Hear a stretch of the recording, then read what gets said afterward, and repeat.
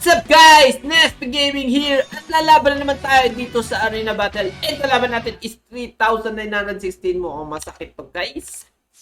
Let's go! So yan, nakita pa lang natin yung espada niya. Ay, nako. Nakita nyo naman oh. Grabe na din yung mga skills niya. Top speed. You know, increases on speed by 45% until the third turn. So, mabilis talaga siya, tropa. Pero di tayo papayag dyan kasi mas mabilis tayo. So, poisonin na natin yan. And this one, mag-magnetic armor na tayo.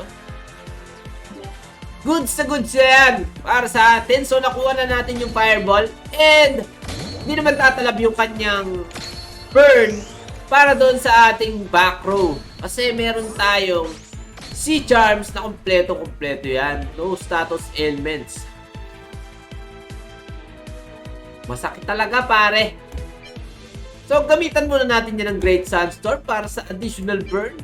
And this one naman meditation para naman doon sa setup ng ating... Bakit na nagkukwit kayo? Bakit kayo nagkukwit, tropa? So, maraming salamat sa plus 37. So, isa pa! Kulay yung content natin kapag kaganyan. Natin na lang nagsusurrender. Kabandi. Isa pa! So, ang kalaban natin is si User 8x9E2E. Kasi wala siyang pangalan, hindi niya pinalitan, kaya ganyan yung kanyang IGN. So, sana hindi mag-surrender si tropa para pakita ako naman kayo ng magandang laban. So far, dalawa na nagsusurrender sa atin.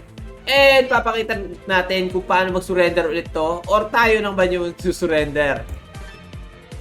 Yan! And meditation na rin tayo, tropa, para sa additional damage mamaya gamit yung ating meditation.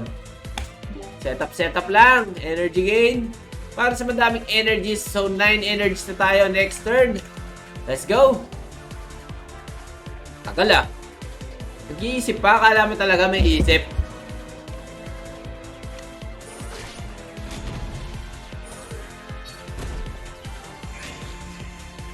Nag-aura na kalstropa sa ating likod and nag-meditation din siya gamit yung kanyang samurai. So ano kaya ang pinaplano mo, tropa? Wala naman siyang... Sige, dito na lang sa taas. Ayan, sige, banat na ng banat. And gamitan na natin dyan ng magnetic armor para sa kanyang mga damage type. Dito tatama yan sa ating Guardian. Mananad lang. Mahina. Malakas talaga yung Dragon Pump. Pero kasi, yung ability nung or yung effect ng ating Malice ay pampatanggal ng mga poison or debuff. Sayang din kasi yun. Mekos yun. Yan! Bitin natin tong Endless Lunge. And this one, the Big Dome. Or pwede naman, sige, Big Dome na lang. Maganda yung pagkakagamit natin ng Big Dome kasi yung ating mga sino ay duguan na and nagkaroon siya ng shield tapos AOE pa ginagamit ng kanyang breaker. Huwag tayo magmadali sa laban na to. So poison na ba tayo guys? Poison na tayo and tirahin na natin yung nasa breaker na yan. Mukhang masakit yan mag-mekos. This one. Yeah, banat.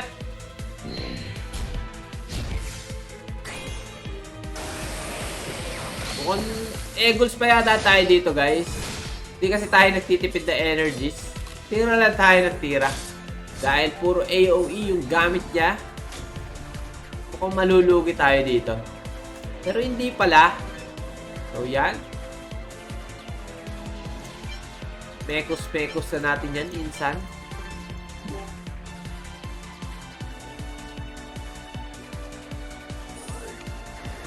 Great Sandstorm. Plus yung ating ano ba to? Tawag dyan? magnetic armor. Patay na yata yung ating ninja. Uy, buhay pa. Buhay pa si tropang ninja. This one, atakin na natin siya and magmaalis na tayo.